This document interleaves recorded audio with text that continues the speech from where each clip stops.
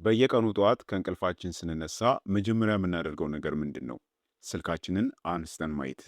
ቀኑ ሙሉ ደግሞ በኮምፒውተር ስክሪን፣ በቴሌቪዥን ወይንም በቢሮ ብርሃን ውስጥ እናሳልፋለን። በዚህም ምክንያት በአሁኑ ጊዜ በሚሊዮን የሚቆጠሩ ሰዎች በአይን ድካም፣ በእይታ ብዥታ፣ በአይን መድረቅና ያለ ዕድሜ በሚመጣ የመነጽር ጥገኝነት እየተቸገሩ ይገኛሉ። ብዙዎቻችን ለአይናችን እይታ መበላሸት ብቸኛው መፍትሄ መነጽር ማድረግ ወይንም ውድ የሆኑ ፋርማሲ ውስጥ የሚሸጡ ሰው ሰራሽ ቫይታሚኖችን መውሰድ ብቻ ይመስለናል። ነገር ግን እውነታው ተፈጥሮ በራሷ እጅግ አስደናቂ የሆኑ አይናችንን ከውስጥ ፈውሰው እይታችንን የሚያድሱ መፍትሄዎችን አዘጋጅታለች። ስለሆነም ዛሬ የምናየው ጭማቂ ዝም ብሎ ተራ መጠጥ አይደለም። በአይን ሐኪሞች ዘንድ የአይን ብርሃን ጋሻ ተብሎ የሚጠራ በአጭር ጊዜ ውስጥ በአይናችሁ እይታ ላይ አስደናቂ ለውጥን የሚያመጣ የቤት ውስጥ ተፈጥሯዊ መድኃኒት ነው። ይህ ጭማቂ እንዴት በሳምንት ውስጥ አይናችሁን ንቃት እንደሚመልስ በውስጡ ያሉትን 3 ኃያላን ግብዓቶችና ሳይንሳዊ ሚስጥሩን በዝርዝር እንመለከታለን። ስለሆነም እስከ ቪዲዮ ፍጻሜ ድረስ አብራችሁን ቆዩ። ለመሆኑ በቅድሚያ ይህ ጭማቂ ለምን ታምረኛ ተባለ? ሚስጥሩ የሚጀምረው በውስጡ በምናካትታቸው 3 ተፈጥሯዊ ምግቦች ውስጥ ነው። አሁን እያንዳንዱን ግብዓት በአይናችን ሴሎች ላይ የሚያደርገውን አስደናቂ ጤና በረከት በሳይንስ አስደግፈን በጥልቀት እንይ። አንደኛው ግብዓታችን ካሮት ነው። ካሮት ለአይን ጥሩ እንደሆነ ሁላችንም ከልጅነታችን ጀምሮ እንሰማለን። ነገር ግን ሳይንሳዊ ምክንያቱን ታውቁታላችሁ? ካሮት እጅግ ከፍተኛ መጠን ያለው ቤታ ካሮቲን የተባለ አንቲኦክሲደንት ይዟል። ይህም ንጥረ ነገር በሰውነታችን ውስጥ ሲገባ ጉበታችን ወዲያውኑ ወደ ቫይታሚን ኤ ይቀይረዋል። ቫይታሚን ኤ ደግሞ በአይናችን ጀርባ የሚገኘው ሬቲና ብርሃንን ተቀብሎ ወደ አእምሯችን መረጃ በሚልክበት ጊዜ የሚጠቀምበትን ሮዶፕሲን የተባለውን ፕሮቲን ለመስራት ፍጹም ግዴታና አስፈላጊ ነው። ይህም ቫይታሚን ከጎደለን መጀመሪያ የሚከሰተው የድንግዝግዝ ወይንም የጨለማ እይታ መጋረድ ነው።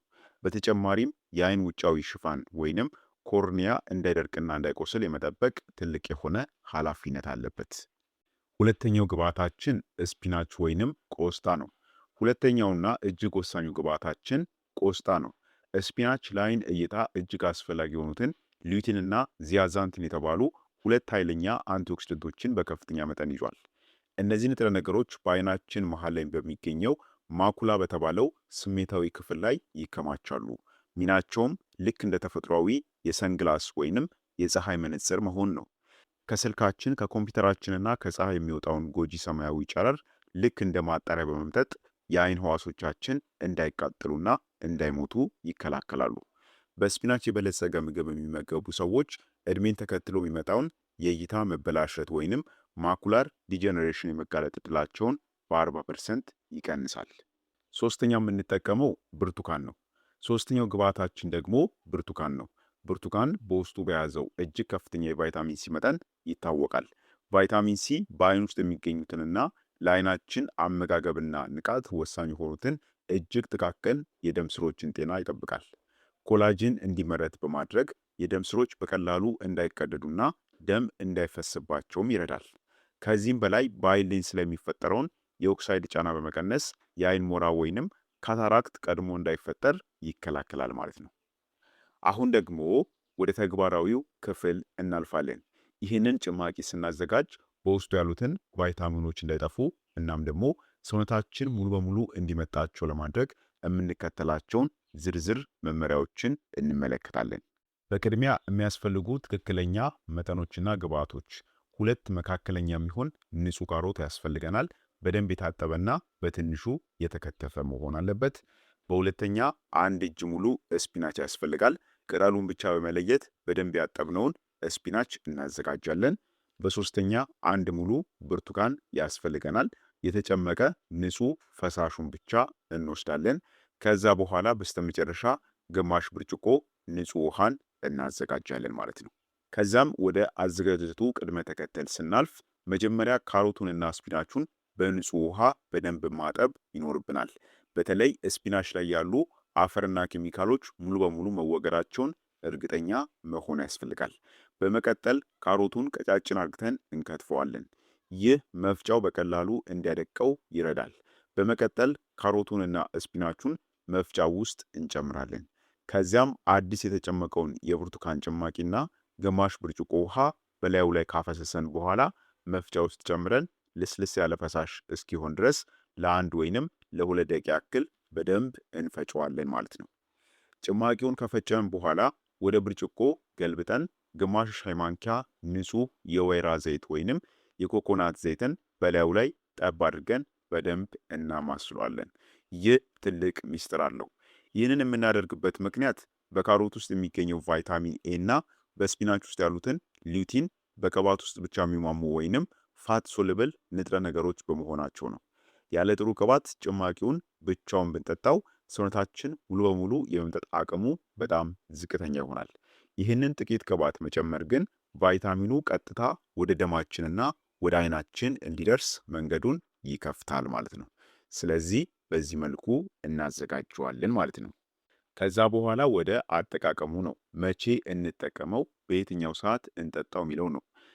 ይህንን ጭማቂ በምን አይነት መልኩና መቼ ብንጠጣው የተሻለ ለውጥ ልናገኝ እንችላለን የሚለውን ስናይ የተሻለው ሰዓት ጭማቂው ከተፈጨ በኋላ በውስጡ ያሉት አንቲኦክሲደንቶች ከአየር ጋር በመገናኘት ጥቅማቸው እንዳይቀንስ ወዲያውኑ በትኩስነቱ ሳይለቅ መጠጣት ይኖርብናል።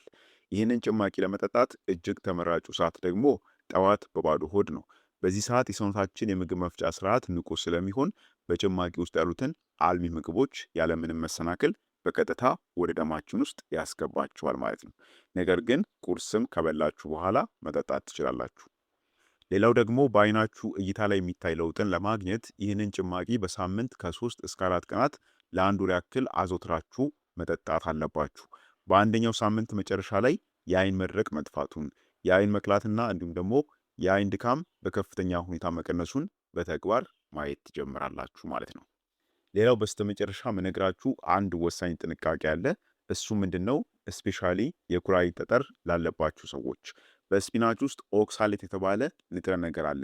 ለኩላሊት ጠጠር ተጋላጭ የሆናችሁ ሰዎች ስፒናቹን ጥሬውን ከመጠቀም ይልቅ በትንሽ የእንፋሎት ሙቀት አብስላችሁት ብትጠቀሙት ኦክሳሌቱን በከፍተኛ ሁኔታ ይቀንሰዋል ማለት ነው። ስለዚህ የኩላሊት ህመም ላለባችሁ ሰዎች በዚህ መልኩ እንድትመገቡት ይመከራል ማለት ነው። ስለዚህ እንግዲህ ውድ ተመልካቾቼ የአይናችን እይታ የእድሜ መግፋት ወይንም የስልክ አጠቃቀም ውጤት ብቻ አይደለም። በየቀኑ ለሰውነታችን የምንሰጠው ምግብም ትልቅ የሆነ ድርሻ አለው። ይህንን ቀላል ተፈጥሯዊና እጅግ ኃያል ጭማቂ በሳምንት ጥቂት ቀናት ብቻ በመጠጣት ውድ ከሆነው የአይን ብርሃናችን በቤታችን እንጠብቀው። ይህንን ጭማቂ በቤታችሁ ሞክራችሁ ያገኛችሁትን ለውጥ ወይንም በዚህ ዙሪያ ያላችሁን ማንኛውንም ጥያቄ ከታች በኮሜንት መስጫው ላይ አስቀምጡልኝ። ለዛሬ የነበረን ጠቃሚ የጤና መረጃ ይህን ይመስል ነበር።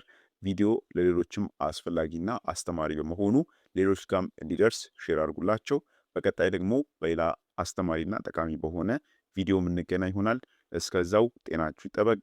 ቸር ሰንብቱ።